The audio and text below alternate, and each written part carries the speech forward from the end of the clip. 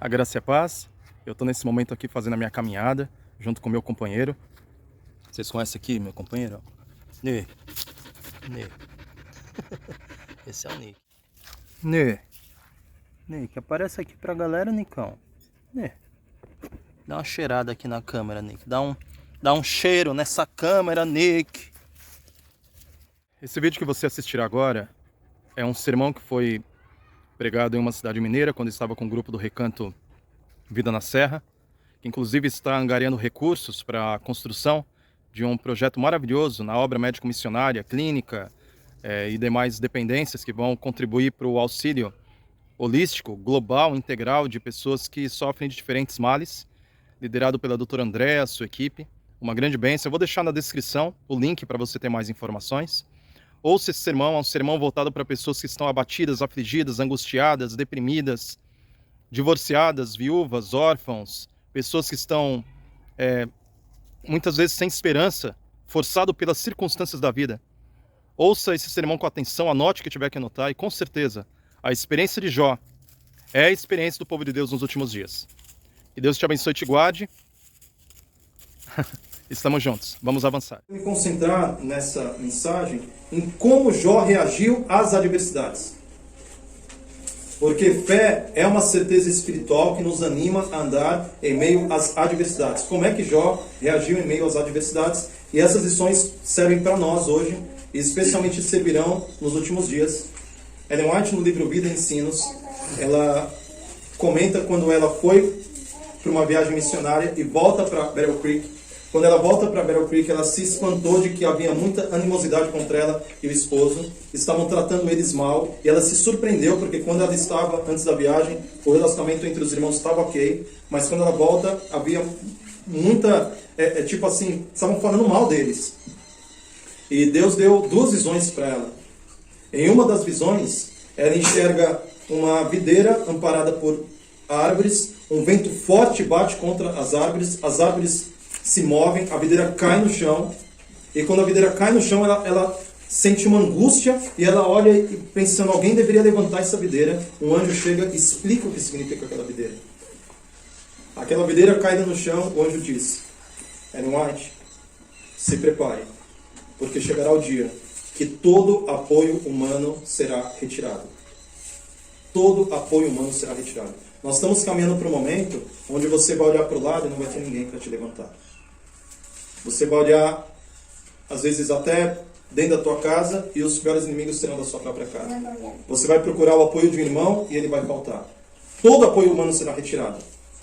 E nós precisamos exercer a confiança de Jó, de confiar e depender única e exclusivamente de Deus. Porque Jó chegou num ponto onde não havia nada nem ninguém. Os seus amigos o ridicularizavam, a sua esposa pediu para ele amaldiçoar ao próprio Deus, os seus filhos morreram, suas riquezas acabaram, não havia mais nada. Absolutamente nada. Mas a pergunta é, como Jó reagiu a tudo isso?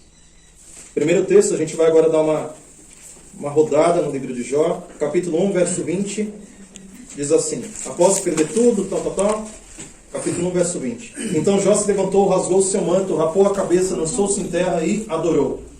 E disse, não saí do ventre de minha mãe e não voltarei. O Senhor deu, o Senhor tomou. Bendito seja o nome do Senhor. Em tudo isso Jó não pecou, nem atribuiu a Deus falta alguma. Capítulo 2.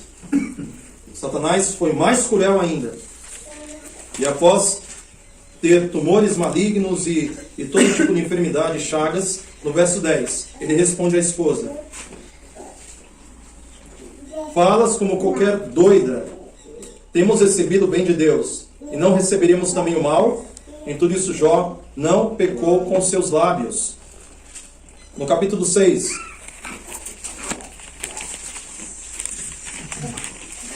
verso 4. Porque as flechas do Todo-Poderoso estão em mim cravadas, e o meu espírito sobe o veneno delas. Os terrores de Deus se arregimentam contra mim. Verso 8. Quem dera que se cumprisse o meu pedido, e que Deus me concedesse os que anelo. Que fosse do agrado de Deus esmagar-me, que soltasse a sua mão e acabasse comigo.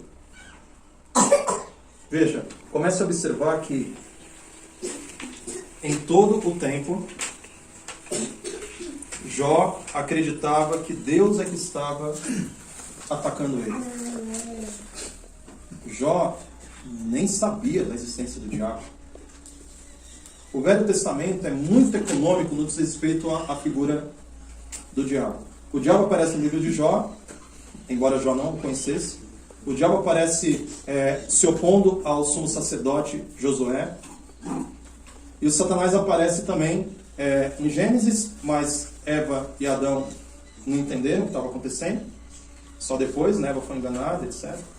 E também o diabo aparece quando ele incita Davi a fazer o censo. Pouquíssimas aparições.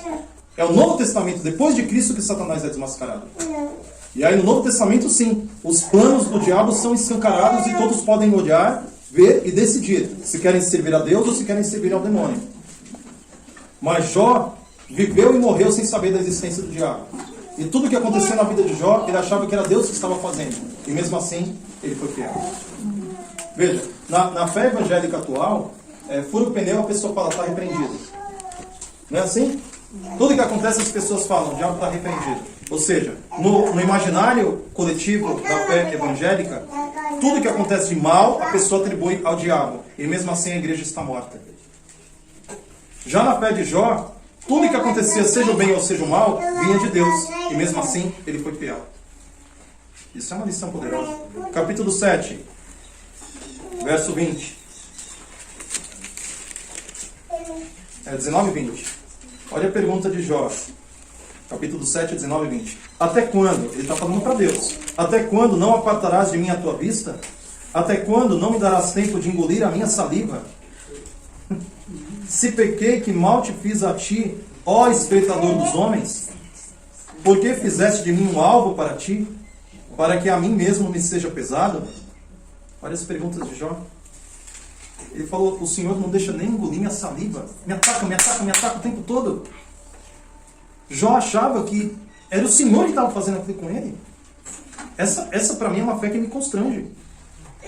Ainda no capítulo 9, verso 17. Por que me esmaga com uma tempestade e multiplica as minhas chagas sem causa? Não me permite respirar, antes me farta de amarguras. Verso 20. Ainda que eu seja justo, a minha boca me condenará. Embora seja eu íntegro, ele me terá por culpado. Verso 24. Olha a pergunta desse homem. A terra está entregue nas mãos dos perversos, e Deus ainda cobre o rosto dos juízes dela. Se não é ele o causador disso tudo, quem é logo? Veja, Jó estava dizendo, se não é Deus que está fazendo isso comigo, que ser sobrenatural é esse que é capaz de fazer tanta coisa? Ele não sabia que era o diabo que estava azucrinando a vida dele. Ele achava que Deus era o seu inimigo.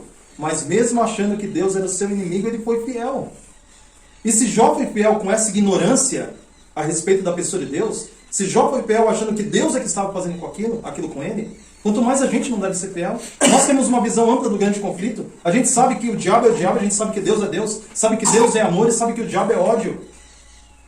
E se nós sabemos de tudo isso, por que é que ainda estamos patinando na vida espiritual e não avançamos em nome do Senhor Jesus? Mesmo capítulo 9, verso 29.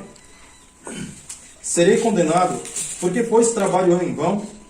Ainda que eu me lave com água de neve, purifique as mãos com cáustico, mesmo assim me submergirás no lodo, as minhas próprias vestes me abominarão? Porque ele não é homem como eu, a quem eu responda, vindo juntamente a juízo.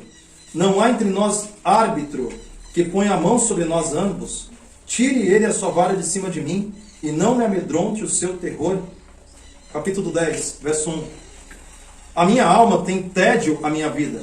Darei livre curso à minha queixa. Falarei com amargura da minha alma. Direi a Deus, não me condenes. Faze-me saber por que contendes comigo. Verso 7. Bem sabes tu que eu não sou culpado. Todavia ninguém há que me livre da tua mão. As tuas mãos me plasmaram. Isso é incrível. No capítulo 13. Você vê que ele faz tudo isso, mas com respeito, né? Ele dialoga com Deus com respeito, respeitando Deus. Sim. Ele quer entender por que ele está apanhando. sabe, tinha algumas educações antigas que era assim, o pai chegava em casa e batia no... Por que eu estou apanhando? Não sei, tu sabe. Sabe assim? Ele queria saber por que eu estou apanhando, por que eu estou sofrendo tanto? Que mal que eu fiz? Só que, gente, eu não me canso de pensar isso. Ele entendia que era Deus fazendo tudo isso. Ele pensava que era Deus. Capítulo 13, verso 15. Olha a palavra dele. Eis que Deus me matará. Já não tenho esperança. Contudo, defenderei o meu procedimento. eu realmente fico maravilhado com isso. É essa fé que a gente precisa ter. Verso 20 e 24. Porque escondes o rosto e me tens por inimigo. Então, quando a gente fala inimigo, qual que é a palavra que vem à mente? Quem é a pessoa que é inimigo na Bíblia? Satanás. Só que Jó, na sua angústia e na sua ignorância, ele diz: o Senhor tem me tratado como um inimigo. Olha, não é à toa que esse é o primeiro livro escrito na Bíblia. Moisés escreveu Jó antes de Gênesis. É o primeiro livro escrito da Bíblia, ou seja, é o livro mais antigo e é o livro completamente atual. Porque a fé descrita por Moisés, a fé de Jó descrita por Moisés, é a fé necessária para os últimos dias. Amém. É a fé de alguém abandonado, é a fé de alguém divorciado, é a fé de alguém viúvo, é a fé de alguém desamparado, alguém rejeitado pelos homens. É a fé de alguém acamado num leito. É a fé de alguém que está lutando contra um câncer. É a fé de alguém que não vê mais esperança. É uma fé para os nossos dias. Exatamente. É a fé de alguém que perdeu o emprego, a fé de alguém que está atribulado, a fé de alguém que não está vendo esperança, não está vendo luz no fim do túnel. É uma fé para hoje. Capítulo 16, verso 7.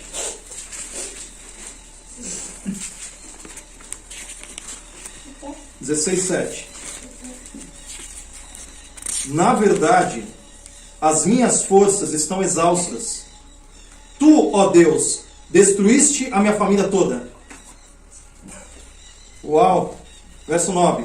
Na sua ira me despedaçou e tem animosidade contra mim. Contra mim rangeu os dentes e como meu inimigo aguça os olhos. Que fé é essa, gente? Verso 11. Deus me entrega ao ímpio e nas mãos dos perversos me faz cair. Em paz eu vivia, porém ele me quebrantou, pegou-me pelo pescoço e me despedaçou. Olha só a imagem. Capítulo 17, verso 6. Mas a mim me pôs para o provérbio dos povos. Tomei-me como aquele em cujo rosto se cospe. Capítulo 19, verso 6. Olha isso. Sabei agora que Deus é quem me oprimiu e com sua rede me cercou. Eis que clamo, violência, mas não sou ouvido. Grito, socorro, porém não há justiça. O meu caminho ele fechou e não posso passar. Nas minhas veredas pôs trevas. Verso 11. Inflamou contra mim a sua ira e me tem na conta de seu adversário. Verso 21. Compadecei-vos de mim, amigos meus. Compadecei-vos de mim, porque a mão de Deus me atingiu. Lembra da visão? Todo apoio humano lhe será retirado. Jó está clamando os amigos dele. Parem de me infernizar os ouvidos. Já não basta chagas, já não basta as feridas, já não basta meus 10 filhos mortos, já não basta a falta de alimentação da minha esposa, já não basta a perda de todas as minhas riquezas, e ainda assim vocês estão me acusando. Parem, tenham compaixão, foi Deus que me atingiu. Gente, eu fico assim. Essa fé que eu preciso, essa fé que nós precisamos. Capítulo 23, verso 16. Deus é quem me fez desmaiar o coração, e o Todo-Poderoso quem me perturbou. Isso é incrível. Capítulo 29.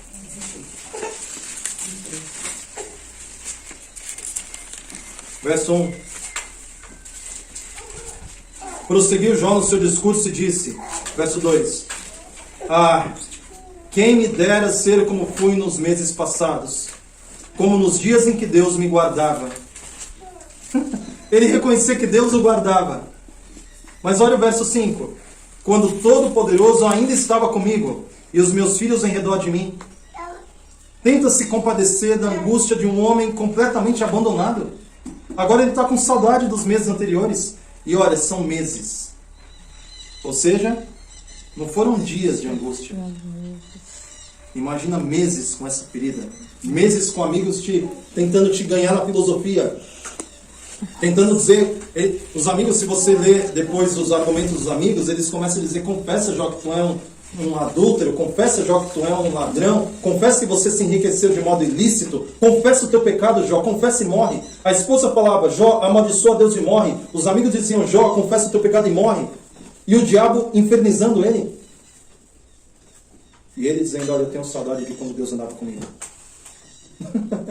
Eu tinha saudade quando meus filhos estavam ao meu redor. Mas ainda assim ele não blasfemou contra Deus. Quais mesmo são os nossos problemas? Qual mesmo que é o meu problema? O que eu estou passando mesmo? Capítulo 30, verso 11. Porque Deus afrouxou a corda do meu arco e me oprimiu, pelo que sacudiram de si o freio perante o meu rosto. Verso 19. Deus, tu me lançaste na lama e me tornei semelhante ao pó e à cinza. Verso 20. Clamo a ti e não me respondes. Estou em pé, mas apenas olhas para mim. Tu foste cruel comigo. Olha que palavra. Tu foste cruel comigo. Com a força da tua mão, tu me combates. Mas eu quero agora avançar para o capítulo 40, quando Deus começa a responder.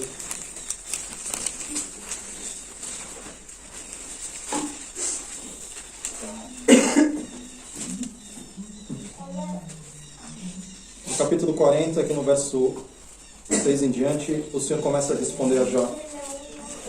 Então no verso 6 Deus diz: Então o Senhor, no meio de um redemoinho, respondeu a Jó: cinge agora os lombos como homem.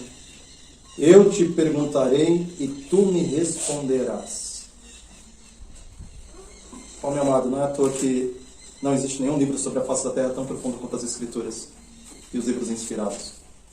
A Bíblia e o Espírito de Profecia são simplesmente imbatíveis. Vejam, 40 capítulos, Jó fazendo perguntas a Deus. E aí na hora de responder, ao invés de Deus responder, Deus pergunta para ele. Deus não deu uma resposta para Jó. Se você ler o capítulo 40 em diante, Deus não responde nada. Deus só pergunta. Em resumo, Deus pergunta para Jó: Jó, quem é você? Aonde você estava quando eu criava o mundo? Quem é você para entender os meus caminhos, Jó? Quem é você para discernir o que eu faço na tua vida? Isso é tremendo demais. Deus só faz perguntas para Jó. Deus não respondeu nada. E como Jó termina? No capítulo 42, Jó termina completamente quebrantado. E ele diz aqui no capítulo 42, 1 em diante: Então respondeu Jó ao Senhor: bem sei que tudo podes, nenhum dos teus planos pode ser frustrado. E Jó se quebranta diante de Deus. Então, amado, meu irmão, minha irmã, Igreja do Senhor, nós precisamos desse tipo de fé. Uma fé que não negocia, uma fé que não guarda mágoa de Deus, uma fé que não faz exigências, uma fé que não espera retribuição nessa vida, uma fé acima de qualquer suspeita. Eu quero essa fé para mim, porque essa é a fé de Jesus. Amém. E que Deus tenha misericórdia de mim e de ti.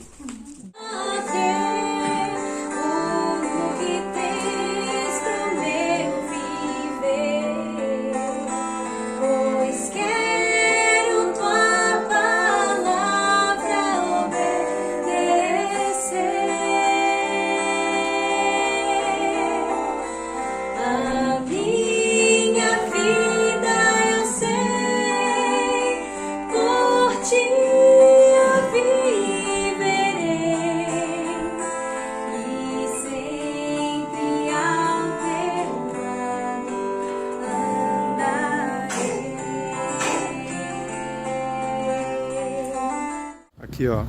Uma igrejinha bem no meio. Olha só, vou fazer um 360 aqui só pra vocês verem, ó. Igrejinha bem no meio assim, ó. Olha só.